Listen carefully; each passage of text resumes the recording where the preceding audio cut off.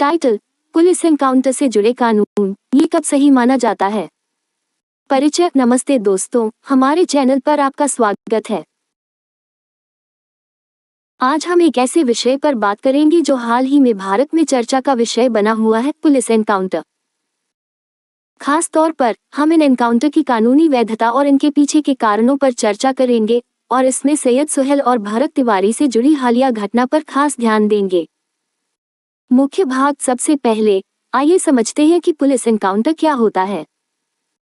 ये शब्द उस स्थिति के लिए इस्तेमाल किया जाता है जब किसी कथित टकराव या गोलीबारी के दौरान पुलिस द्वारा किसी व्यक्ति की हत्या कर दी जाती है या वह घायल हो जाता है।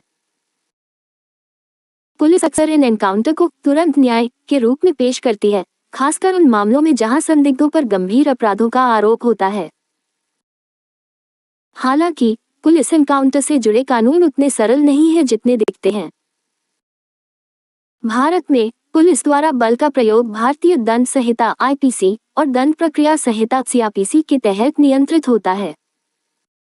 इन कानूनों के अनुसार बल का प्रयोग तभी सही माना जाता है जब खुद को या दूसरों को नुकसान से बचाने के लिए यह जरूरी हो। तो पुलिस एनकाउंटर को कब सही माना जाता है? भारत की सुप्रीम कोर्ट ने एनकाउंटर की वैधता तय करने के लिए कुछ दिशा निर्देश तय किए हैं। सबसे पहले, यह एक असली एनकाउंटर होना चाहिए, न कि पहले से रचा गया या नकली। पुलिस को पहले से पता होना चाहिए या उचित संदेह होना चाहिए कि वह व्यक्ति खुद के लिए या दूसरों के लिए खतरा है और स्थिति को संभालने के लिए पुलिस के पास कोई और विकल्प नहीं है। इसके अलावा पुलिस द्वारा बल का प्रयोग संदिग्ध से होने वाले खतरे के अनुपात में होना चाहिए। पुलिस से उम्मीद की जाती है कि वे जानलेवा बल का इस्तेमाल करने से पहले गैर घातक तरीकों का इस्तेमाल करें, जैसे चेतावनी के तौर पर गोली चलाना या गैर घातक हथियारों का इस्तेमाल करना। साथ ही पुलिस को प्रक्रियात्मक सुरक्षा उपायों का भी पालन करना चाहिए, जैसे अपने वरिष्ठ अधिकारियों को सूचित करना और एनकाउंटर पर रिपोर्ट जमा करना।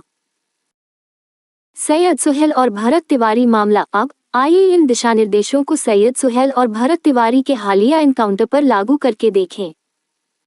पुलिस के अनुसार ये दोनों व्यक्ति कई डकैतियों में शामिल थे और जब पुलिस का उनसे सामना हुआ तो वे हथियारों से लैस थे। पुलिस का दावा है कि उन्होंने आत्मरक्षा में गोली चलाई, जिससे सुहेल और तिवारी की मौत हो गई। हालांकि इस एनकाउंटर की सच्चाई पर सवाल उठाए गए हैं। मृतकों के परिवारों का आरोप है कि यह एक बनावटी एनकाउंटर था और वे लोग बेगुनाह थे।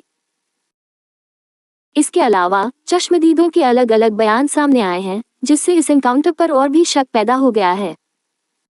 निष्कर्ष: आखिर में पुलिस एनकाउंटर को तभी सही माना जा सकता है जब वह सभी कानूनी नियमों का पालन करे और खुद की या दूसरों की सुरक्षा के लिए जरूरी हो। सैयद सुहेल और भरत तिवारी से जुड़ी हालिया घटना ऐसे एनकाउंटर में पुलिस की पारदर्शिता और जवाबदेही पर सवाल उठाती है। ये बहुत जरूरी है कि पुलिस बल का इस्तेमाल करने से पहले कानून की सही प्रक्रिया का पालन करे और पूरी जांच पड़ताल करे। पुलिस बल में जनता का भरोसा बनाए रखने और यह पक्का करने के लिए कि न्याय मिले, पारदर्शिता बहुत जरूरी है। देखने के लिए धन्यवाद। कृपया नीचे कमेंट में इस विषय पर अपने विचार और राय बताएं।